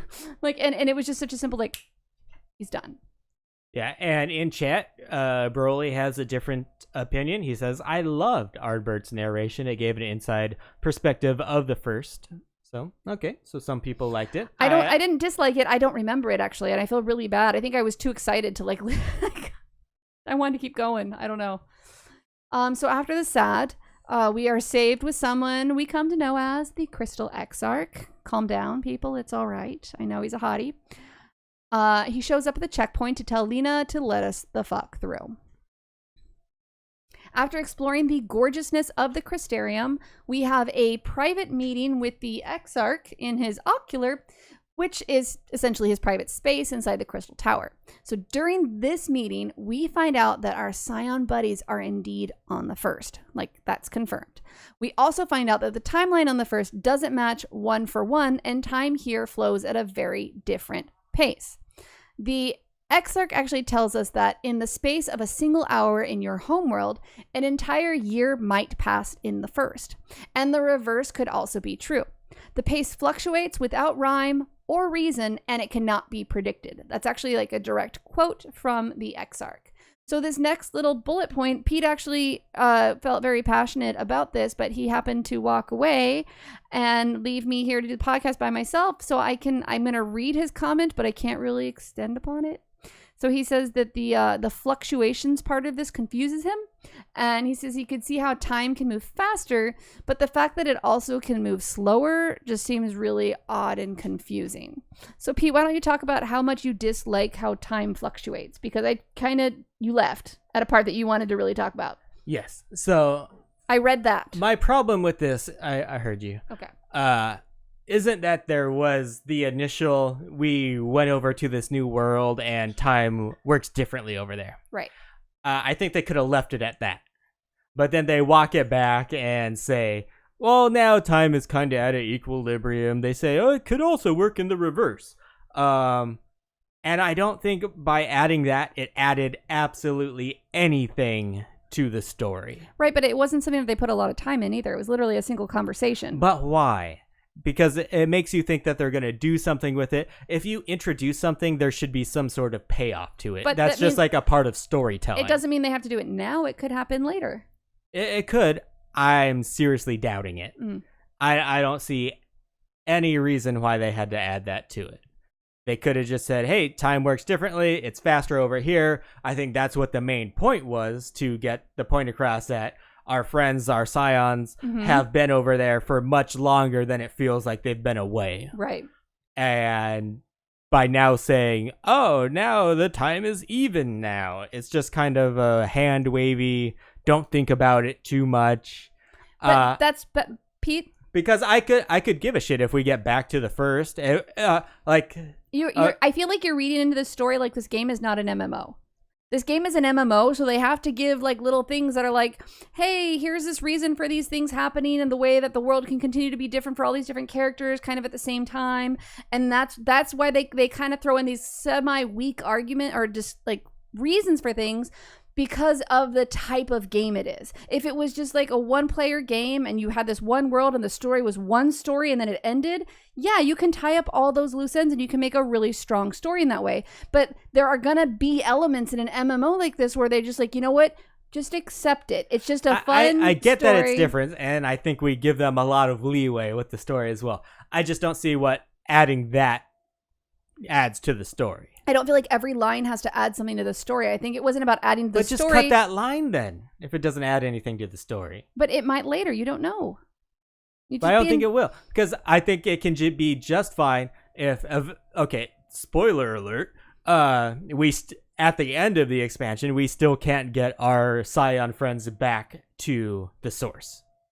And I think if all of a sudden we find a way to get them back to the source and Tataru goes, oh, it's like you guys were only gone for a week. Like, I don't think that would detract from the story. So you literally just want the line to be the same without him saying, and the reverse could also be true. Yeah, reverse can also be true, and that now the equilibrium is the same. I think that it means that it can go slower on one or the other. If it's without, but it's stupid if it's not going to pay off and it just doesn't make sense. But if they're talking about the pace fluctuating without rhyme or reason, then it just continues the whole thought. Like I have no problem with this at all. I think you focus too much on this one line that doesn't really impact anything. I just don't know why they added it. It didn't lessen the story. It didn't increase the story. It was just a line that you nitpicked. And that's up to the listeners. It could be a nitpick if you guys consider it a nitpick. I'm actually curious if this bothered anyone else, or if it didn't bother you. Can you like tweet that to us? Because I need to know if Pete's alone in this. Because I feel like Pete's alone, and I know I'm sounding like pizza alone. It annoyed me. I'm not gonna lie. It annoyed me. I want to know if it annoyed. It wasn't a big thing for me. I was able to let it go. But like, all right, Elsa, chat is silent, so I don't think it bothered anybody else. Maybe no one's listening. I don't know. The time thing was easily forgettable. Yeah, I forgot about it, but no, you didn't. You like salty. No, I went back and I looked at this and I was like, oh, why the fuck did they do that? It had no payoff. How long are you even talking about it right now, Pete? I think you're upset.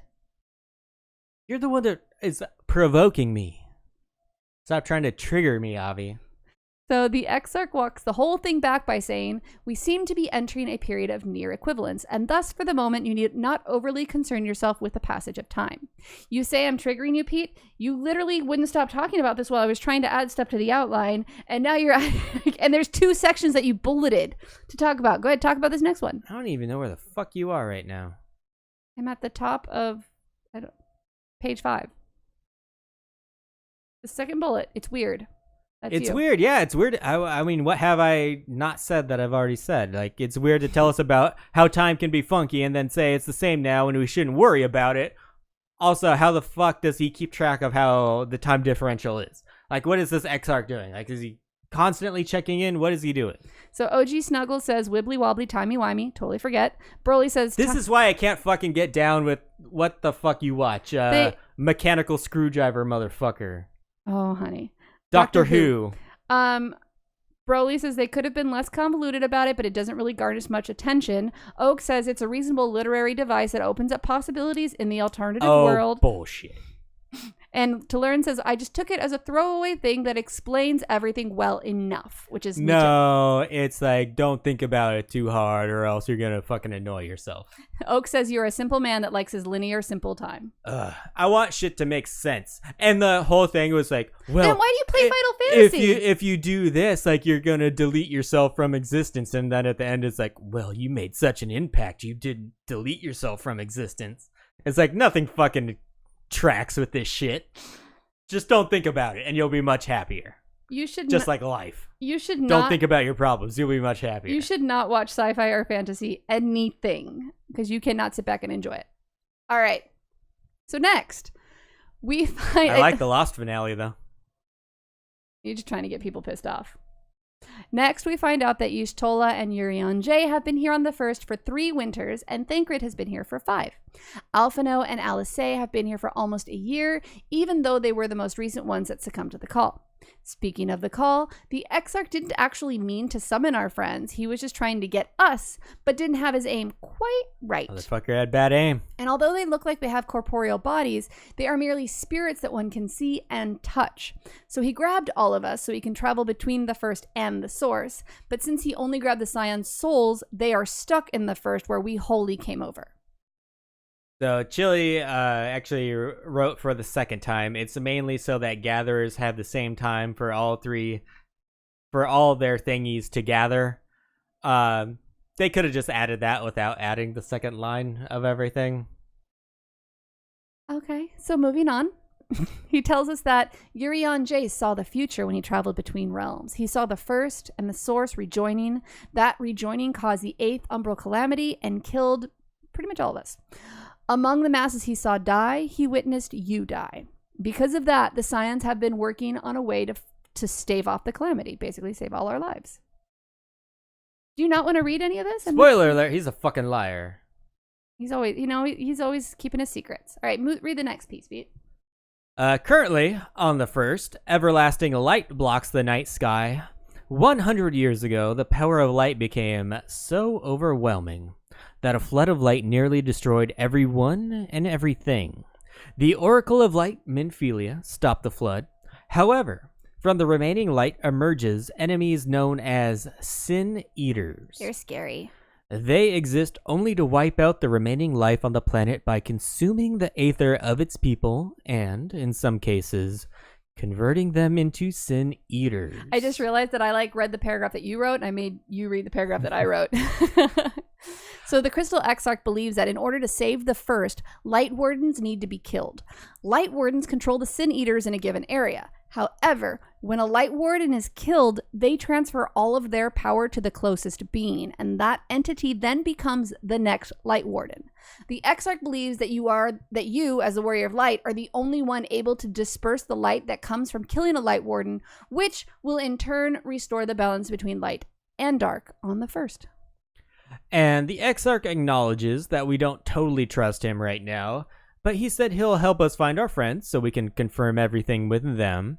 He also hooks us up with a room in the Crystarium, which actually turns out to be a pretty important set piece in the whole MSQ.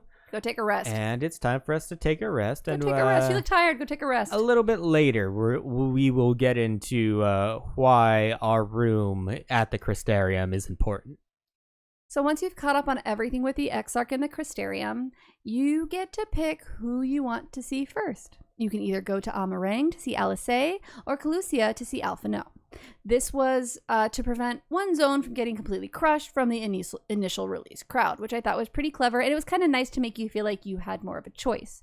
One of the things also, speaking of, that I really appreciated in this expansion was being given a voice as the Warrior of Light, where it felt like so often, you just mimed like you were responding. You didn't actually know what your character was really saying. And they even changed the way the interface kind of worked for that.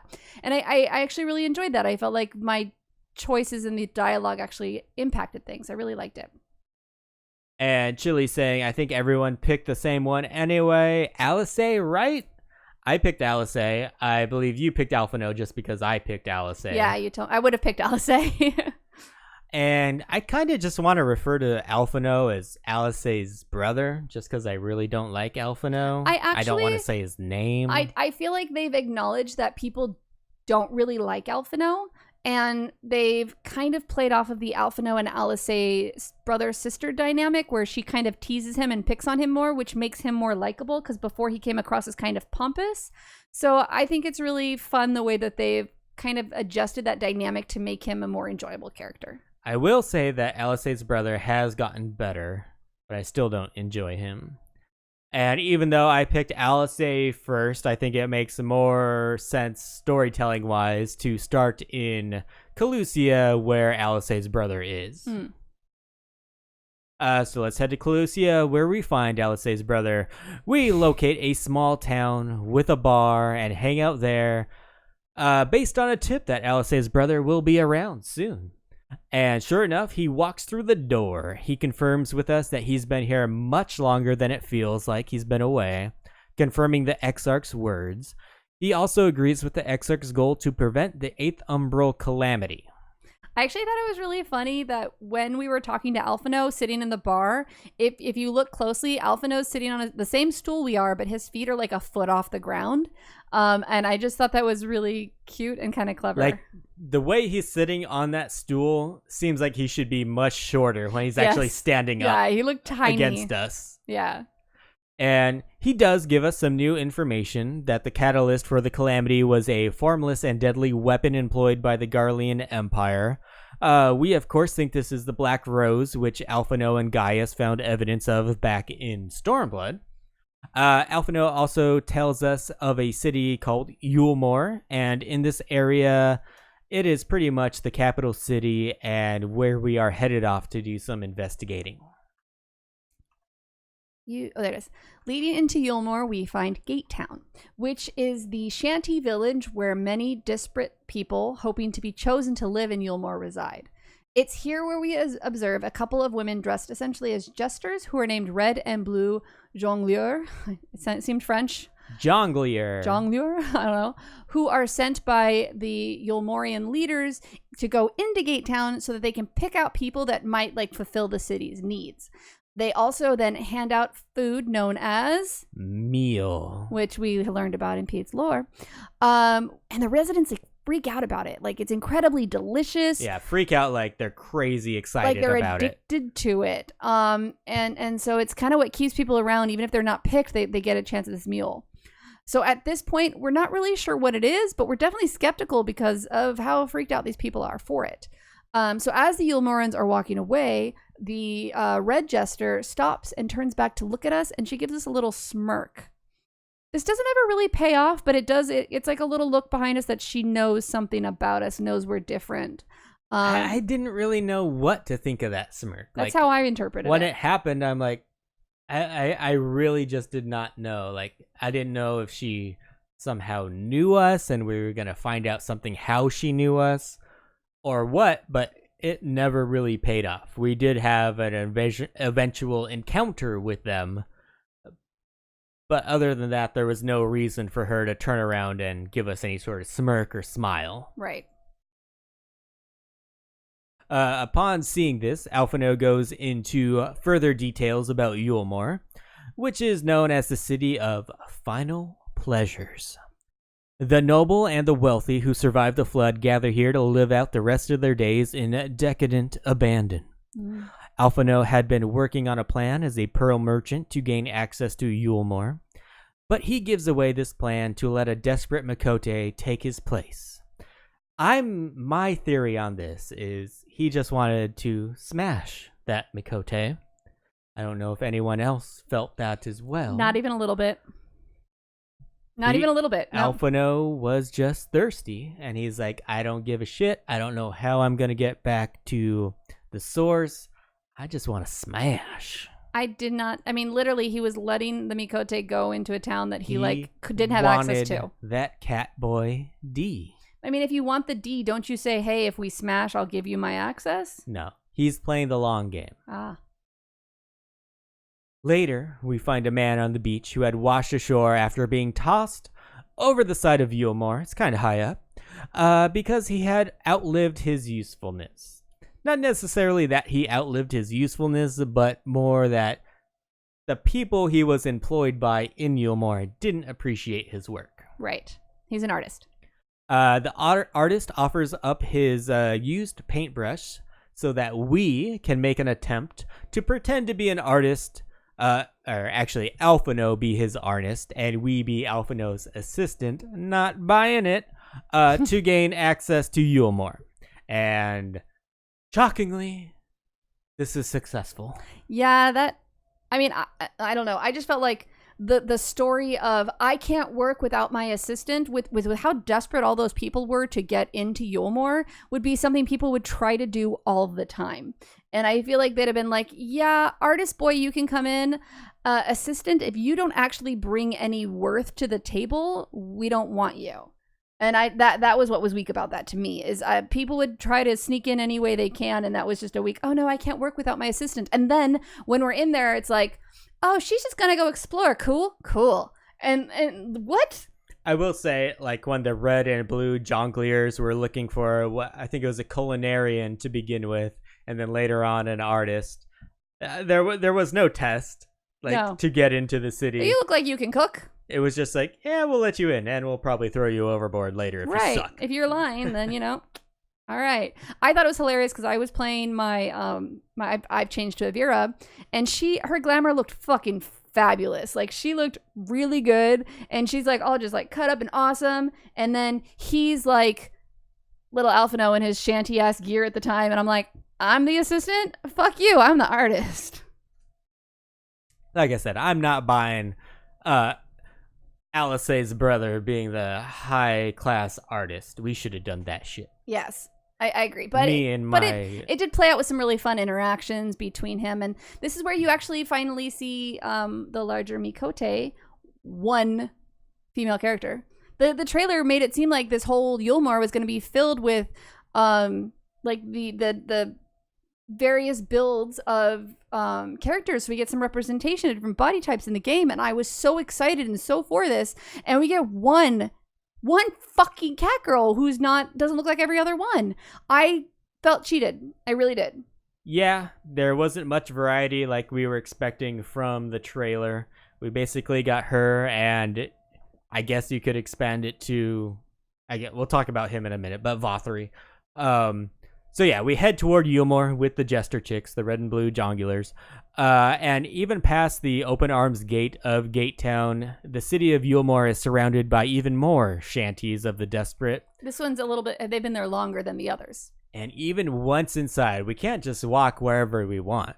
We can't even just walk to the people that hired us, because as we're walking through, they're like, sorry, madam and sir, you fucking stink. I don't think it was even Madam and Sir. It was like entrance.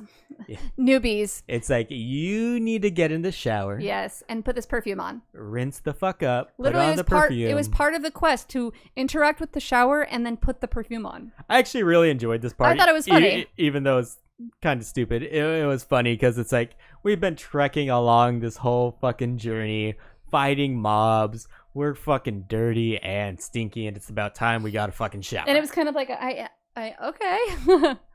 And then I was like, Avi, take a hint. Hit the showers. What? Yep. All right. So we finally meet the couple that hired Alphino as an artist. It's a Mikote couple, and as Avi referenced earlier, she was the plump Mikote woman we saw in the trailer. And I don't think I'm alone in that I was expecting a more diverse representation of body types when we saw her. Even when we did our initial reaction to the trailer, we were like, oh, we're gonna get the butt slider and the fucking just change our body type slider. I actually didn't expect that. I didn't expect that to actually. Oh no, I just expected that we would get different body types in Yulmore, and I felt like they were going to only be in Yulmore, but at least we had them somewhere in the game. That's what I expected out of this, and we didn't even get that. Yep, she appears to be the only voluptuous one in the city of Decadence. But she loves Alisaie's brother and dresses him up like a doll while we explore the city. And then over the intercom, we hear that there will be a sentencing of some sort. So we go upstairs where we see Vothri surrounded by sin eaters that aren't attacking. So it seems that he can actually command them. And they have found that catboy that Pete thinks Alfie was super into. And Trying to smash. Yeah, and they found him guilty of fraud because he actually wasn't a pearl vendor. And they are going to feed him to the sin eaters because he wasn't willing to fling himself from the balcony or cut the flesh from his body as demanded by Vothri. He tried. I don't think he could follow through with it, though. No.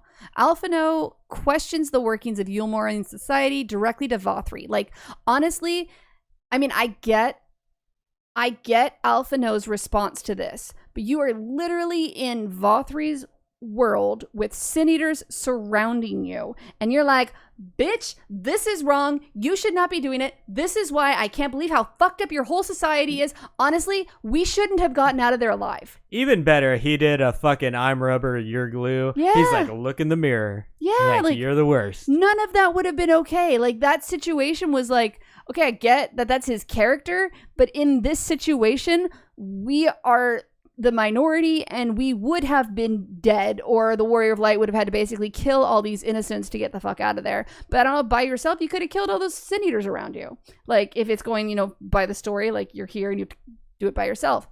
I don't know. I just, that was a little like, okay, I get it. I don't think Alphino should have gone on it like that ballsy on it, because you need to be, he was the diplomatic one always. And I get that he's bothered by it, but you need to read the room, read the situation. And in my opinion, that didn't line up. That's him responding that way would have been like, Vothri's just like this big fat dude who's like, I get what I want.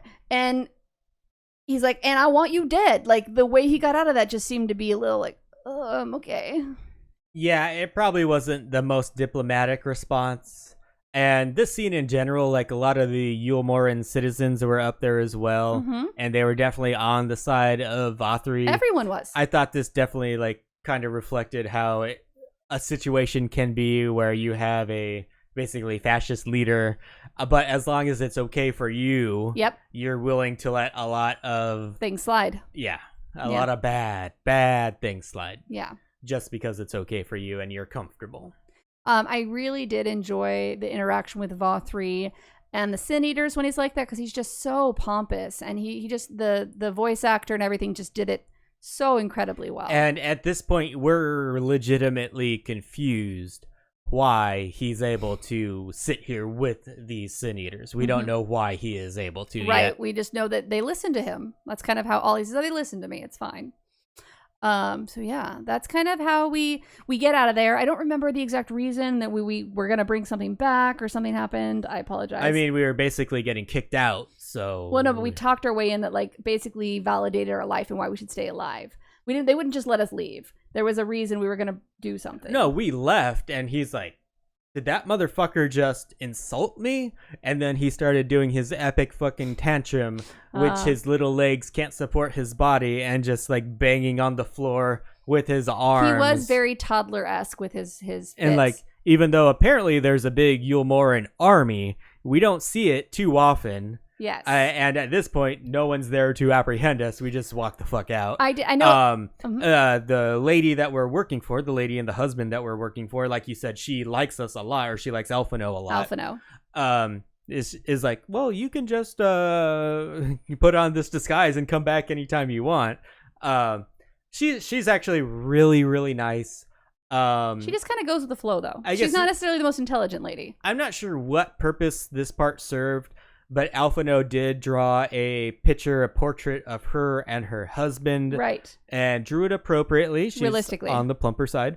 And the husband was upset by it, but the wife was happy with it. She's like, it's very true. It shows true love. Yeah. And I don't know how it plays off in the story, but it makes her very much likable. Yes. Well, the whole time she was not an unlikable character. She's kind of a willfully ignorant character. It kind of separated her from the rest of the people in there, just to show that she had some sort of critical thinking.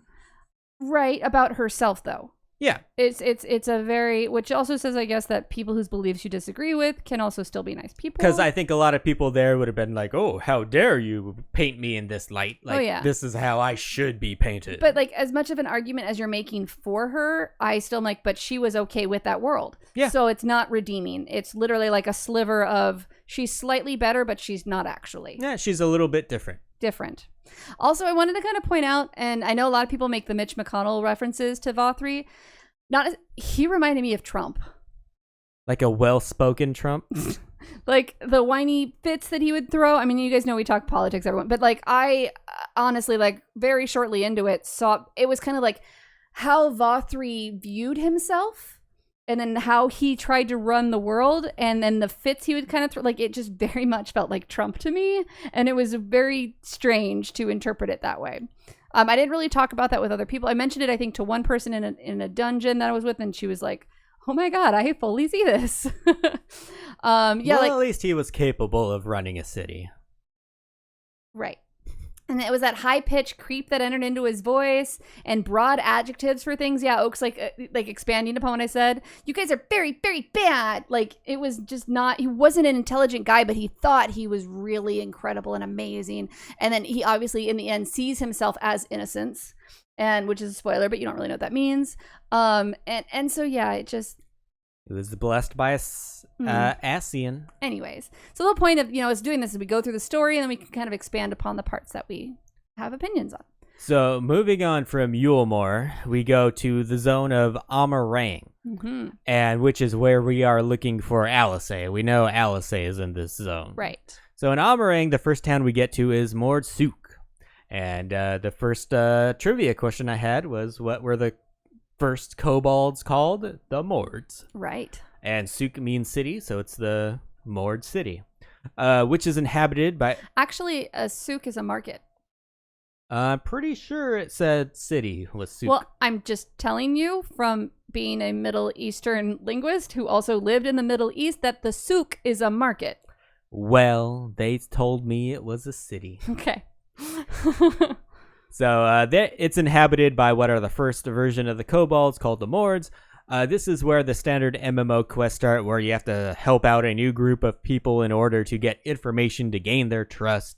I should say I've pretty much only done the MSQ and the occasional side quest, other than the required ones to get the Aether Currents. But from what I've been seeing, the best quests are the chains that are off of the ones that you get the Aether Currents with. I know, every single one of them I wanted to continue with, but I had very limited time to play, and I wanted to get the MSQ done for the story, and so I was like, okay, remember this quest, remember where this person is, remember that, like, I want to do this, I really enjoy this, and so it was kind of funny. And so once we track down Alisay, she makes quite the initial appearance. She's become quite the badass. She's chasing down a Sin Eater, and we see her jump off a huge building to slay the Sin Eater. Her intro definitely is better than her brother's, but let's be real, she's a lot better than him. She's not kind of better than him, she's a lot better than him. She then gives us a little more backstory about the Sin Eaters, but nothing too groundbreaking if I remember correctly. Next, we meet someone that Alisay has been helping out for a while. Her name is Tesleen. She's a caretaker for people that have been infected by the light and are in the stages of turning into a Sin Eater. Tesleen cares for them and tries to make them as comfortable as possible until they are about to turn, when she mercifully takes their lives by poisoning their favorite food. The reason Tesleen is a caretaker for those infected is because her mother died from the infection of the light. So she wants to pass on as much of this compassion as she can. So among the sick is a little boy, he is a little Aura boy who's close to turning. I thought it was an Aura, but I wasn't sure. Yes. I was like, hey, was it an Aura? Like, I was. tried to remember. Tesleen asks us to find a nectarine because that's his favorite food. So while we're off in search of a nectarine, his, as Pete says, spidey sense must have gone off because he runs away. I actually interpreted that as he felt the call from the light. That's why, or a Sin Eater. I felt that's why he ran away. So we return with the fruit, and then we go and search for him with Tesleen. I feel like we were just doing this because we hadn't killed anyone yet. Tesleen finds him about to be attacked by a giant sin eater, and she saves him by cutting off its massive wing. However, the sin eater then jumps back and attacks Tesleen, and in definitely the most intense and emotional scene of Final Fantasy XIV to date, she is turned into a sin eater. I actually agree with you. Because even though we didn't have that much to connect with her on, she did make an impact with us. She was a caring person. They made us feel for her. And her death was horrific. Well, it wasn't even her death, but her transformation. This was, I feel like you guys hear me. I'm always like, kill more people, make me feel. I hated this scene, like an emotional. You hated it, but you loved it, like you hate Joffrey. Yes, I loved how much this scene made me feel. Like I was shook. I had to take a break. I had to change my glamour because she was too happy. I needed something a little more muted because I was like, fuck, you guys don't know what I just witnessed. I would be rocking this glamorous outfit right now. I'd be going and putting on some mellow shit and just chilling out and taking some time for myself because.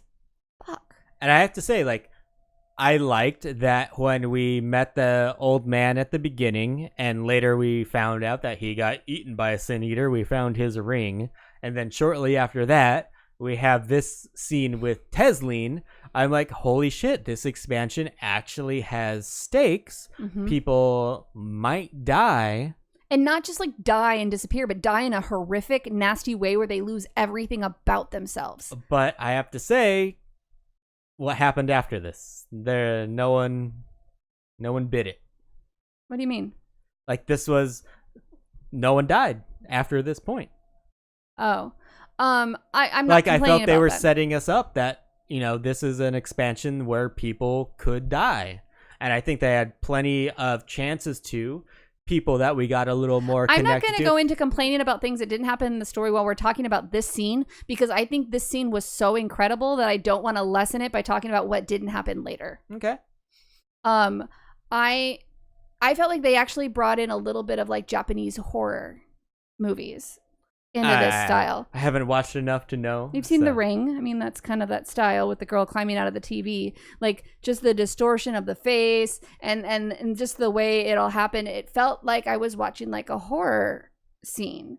It was definitely creepy as shit. And then, and Broly just mentioned that. So Hallminster Switch is the next dungeon that we go. The first dungeon unlock. And, they did a wonderful job of tying the dungeon into the story. I felt like they get that you just left this scene, and they carried it through so well. It is one of the more immersive dungeons of all of Final Fantasy XIV. But if I'm being kind of honest, outside of the addition of trust, there's nothing new with this dungeon. I actually there were all the dead bodies around the edges. There was seeing a bear fight a sin eater at the beginning, and the bear turns into a sin eater. I'm talking about the bare bones of it. There's nothing different. There's one route. There's 3 bosses. I know, but we were just talking about the immersive element of it with the story, and you just changed subjects. It's very immersive, but it hasn't changed anything from the formula of a dungeon. I didn't expect them to. The only thing different is they have added trusts. Yes. But I really liked, like I said, I liked the fact that in all of the new dungeons, it wasn't about changing the mechanics or shaking that up. It was about look at all of these little things we've added that relate to the story and kind of enhance the lore. And just, you see all these dead bodies around. You see these beings turning into sin eaters. I love, and then who you fight in the story. I believe the first one you fight is the boss whose wing got cut off, that Tesleen cut off. That's the second boss. The second boss. So you actually, and its wing is still cut off, which is awesome, the continuity in that. But even harder than that is that we actually fight Tesleen as a sin eater. And so I was like, oh my God, I'm going to have to kill her over and over again. This is I love that she's in this dungeon for this experience right now, but now every time I run this dungeon, I'm going to think of Tesleen and how she changed. And that, I guess, killing her is a pity kill, a saving her kill. I mean, she's already a sin eater, so I don't consider this a mercy kill like feeding a child a poison No, but I nectarine. mean, you don't know how much of her is still trapped in there. Yeah, and there definitely is part of her trapped in there. Right. Well, there was. I don't know at this point if there still is. Because after she turned, she did not hurt the kid. She did not try to attack us. She flew away with the other Sin Eater. Mhm. So there definitely was some part of her left in there. Wow. But at the point in the dungeon, I don't know how much of her is left. Broly just made a comment about imagine having Alice say in your party for that with the trust. That was him. I did this with people. I actually had never run this one with the trust. I would actually really like to go back and run it with her to see how she reacts to that. I never thought of that. And I think that's one of the things I said in a previous episode about the trust is it felt more immersive doing the dungeons with the trust because you've been adventuring with these people the whole time. Broly says she doesn't say anything. You don't just get my metallic green ass in your group to ruin your immersion. Right. I did enjoy having the trust. I actually wish I'd known if you, by the way, anyone who hasn't finished the MSQ, as soon as you finish the MSQ, your trusts level down to like 71. So if there's any dungeons you want to spam for gear, like I did, wanted to, don't finish the MSQ until you finish spamming that dungeon with them because now you've got to level them up. And it kind of sucked to find that out. If I'd have known that, I would have waited to finish it and then just kind of ran a few dungeons and then finished the MSQ. So to round out this dungeon, we should say that throughout this, the mobs are named Forgiven and then a Vice. We kind of talked about this a little bit. Like some of the mobs are called Forgiven Conceit. So that's how the naming conventions work. The first boss is named Forgiven Dissonance, and it's pretty largely forgettable. There's a lot of dodging of AoE that you have to do in it, but other than that, nothing crazy. And like we talked about, the second boss is going to hit you in the feels. It's Tesleen. And we both agreed that this was the most impactful part of the expansion, her death, and then her return as a Sin Eater. Right. Her name is now Tesleen the Forgiven. And it's interesting to note here that there is no sort of vice associated with Tesleen. Right. Most of the other Sin Eaters that you see, you actually see like the sin that was eaten from them as their name. So it would seem like she was very pure. Right. Like she was taking care of the sick. There was no sin to be forgiven. Yeah. Like so to be a expunged. very good person. Mm-hmm. And the last boss is the Light Warden and is named Light Warden Philia. Philia being a suffix meaning an overabundance of love for, such as fecalphilia, being an overabundance love for poop. Or shit. Your shit. He's an ugly looking motherfucker, but we beat him and restore light to the Crystarium. I actually felt like Philia was a female character. I don't know. I'm just saying, like, you said him. I pictured that final boss as a female. Pretty buff arms. Doesn't matter. Female character. All right. I didn't read this bit, Pete, so I don't want to go over this a little bit. Yeah, just a little note. By this time, we've knocked out a couple of quests, and unlike previous expansions where a quest reward would involve you picking between like 3 or 4 different types of gear, depending on if you're aiming, slaying, fending, whatever. This system has been replaced by giving you one single coffer, and then whatever job you are when you open that coffer is the piece of gear that you will get. So if you open it as a tank, you'll get a piece of tank gear. If you open it as a healer, you'll get a piece of healer gear, DPS, etc. So did you think this was an upgrade over the old system, Avi? I haven't opened most of them. I'm pretty much going to use them for the next class that I level that needs gear. I opened a couple of them when I needed to get a higher eye level, but I didn't really need them. But I think it's cool. Yeah, I think it's much better than the old system because then I would just have to pick a piece of gear that I thought probably would sell for a decent amount. And this one I can save until I actually need it, or I can just look at the market board and see what's selling for a lot and pick whatever job that is. Right. Did you use many of these through the expansion? You said you only used them if you had to level your eye level. Yeah. I didn't use a single one. I have them you're not all alone. on my retainers. People in chat are saying the same thing. And we're running pretty long at this Yes. moment, so I think we are going to end the MSQ discussion there.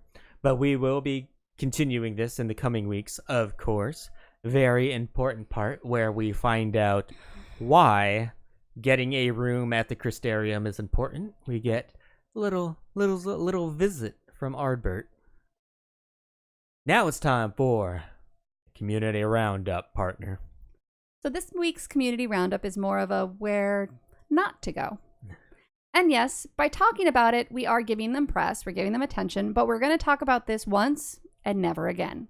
Never again. Because I thought it was very interesting. Dramatic. And something I appreciate knowing.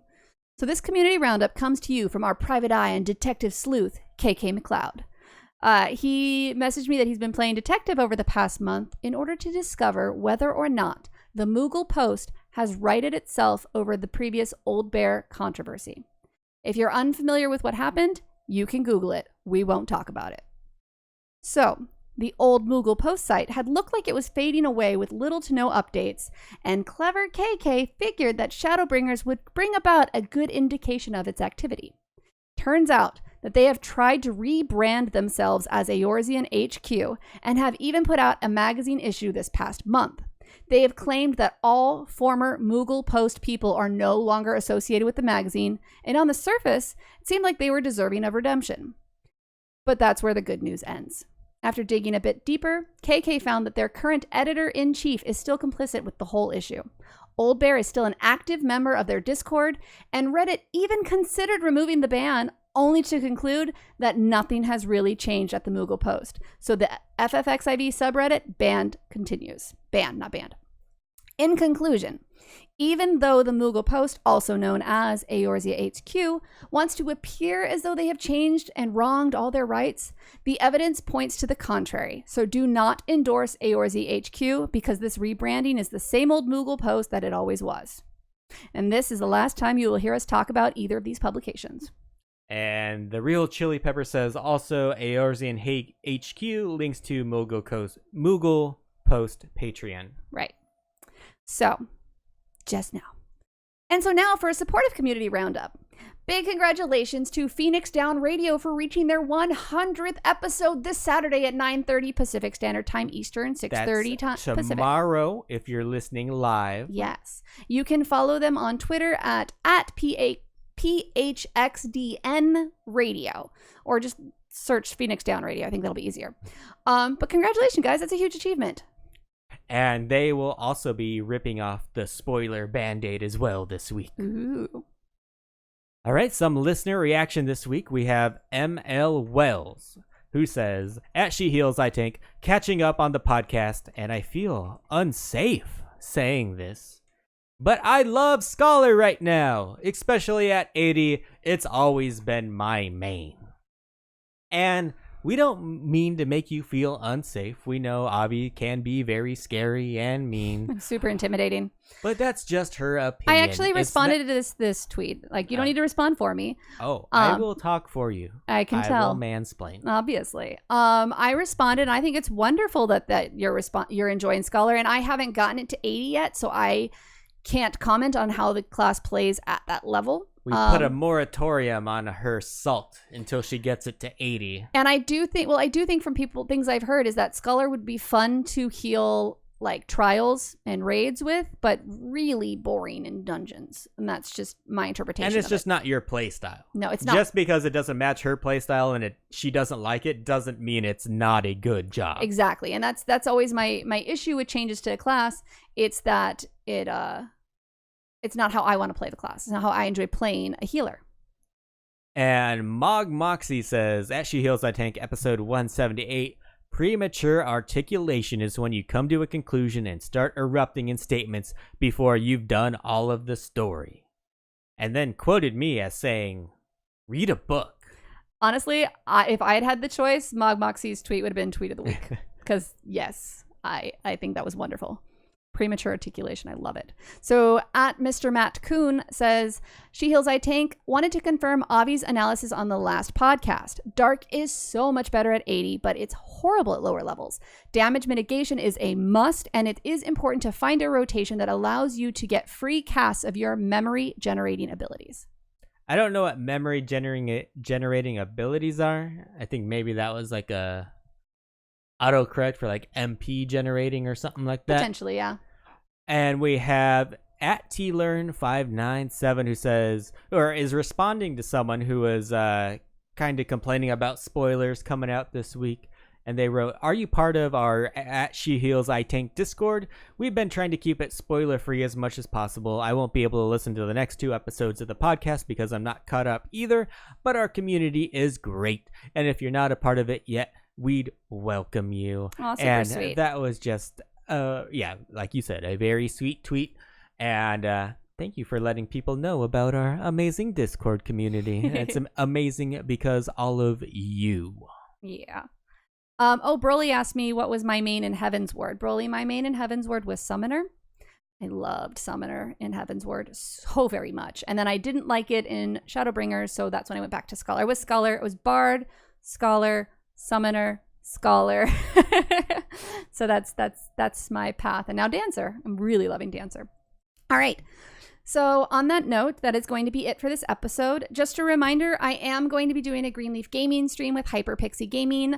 After this podcast ends, we're going to be doing a little bit of ESO, and it's my first dual stream with her since I've got my new PC build. So we're going to be doing the video chat. I'm really excited. Hopefully it works. Hopefully it works. So come and watch the pain. As always, we've enjoyed hanging out with all of you live here on Twitch. Again, thank you guys so much for spending your time with us. Be sure to hit that follow button so you'll know that next time we will be going live. And a great big thank you to everyone listening to the podcast through iTunes, Stitcher, Podbean, or whatever app is out there now that makes me feel like I'm an old lady. Remember, every app ever. You are wherever you don't even know what an app is. Wherever you do listen, it would mean a shit ton to us if you gave our little shit podcast a rating or review. Or more importantly, tell a friend to check us out. Here with Vegan Pete, I'm Avi Ale, and we will talk to you next week. Goodbye. Goodbye.